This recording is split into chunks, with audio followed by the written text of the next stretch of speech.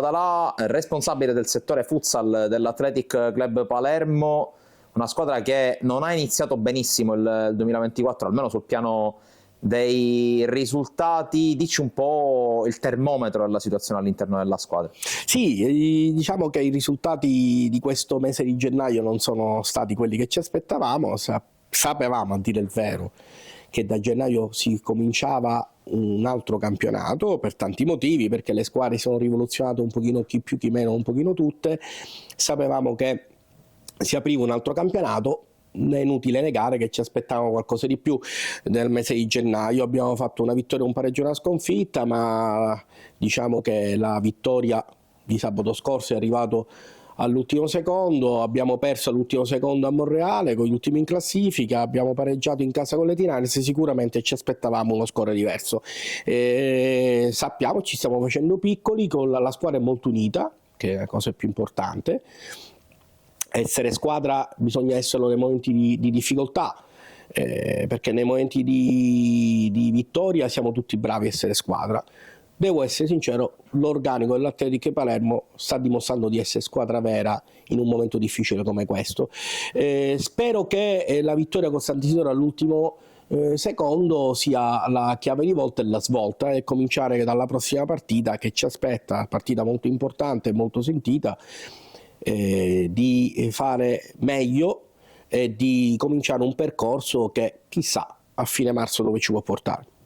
Ecco, partiamo dal passato recente per arrivare poi al futuro. Una vittoria contro il Sant'Isidoro e Totò all'ultimo secondo con il tiro deviato di Giovanni Tuzzolino. Anche lì si è vista proprio quello che dicevi tu, la compattezza di una squadra che va sotto, rientra, poi comunque è lì in un momento di difficoltà, però poi alla fine trova le risorse per vincere. Sì, io devo fare i complimenti ai ragazzi, dallo staff tecnico ai ragazzi, perché in questi momenti di difficoltà, anche dopo la sconfitta inopinata di Monreale, inopinata non perché per chissà quale motivo, perché eri sopra 5-1 e perdi 6-5 all'ultimo secondo, ci sta, il pallone è fatto così, però ha lasciato delle scorie, inutile negarlo, e scorie da un punto di vista morale, perché la squadra ha preso 5 gol in 10 minuti, in settimana si è sentita la pesantezza di questa sconfitta. Devo dire che però la squadra è stata unitissima nei momenti durante la settimana, nei momenti di allenamento, e in campo si è visto. L'hai detto tu, mi fa piacere riprendere un punto che hai detto.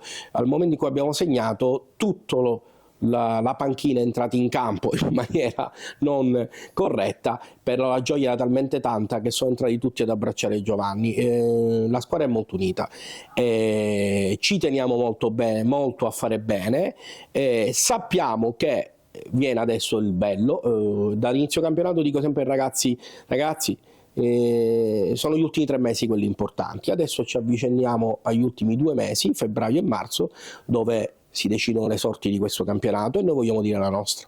E tutto parte, sembra quasi un gioco del destino, tutto parte dalla partita contro il Palermo Calcio a 5, questa volta si gioca al Pala Bosco. Tra l'altro Palermo Calcio a 5 che al netto della sconfitta di Agrigento è in forma, ha ottenuto buoni risultati. Che partita ti aspetti? No, il Palermo Calcio a 5 è una signora squadra, ma lo dico da inizio campionato.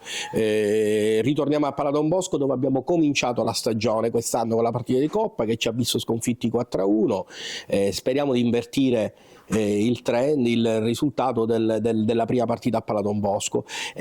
Noi andiamo là con grande rispetto per il Palermo, perché al netto, come dici tu, della sconfitta di Agrigento, il filotto degli ultimi risultati ci dà una squadra in forma e un altro gruppo molto unito, e questo fa molto. Però è inutile negare che noi andiamo là per giocarcela.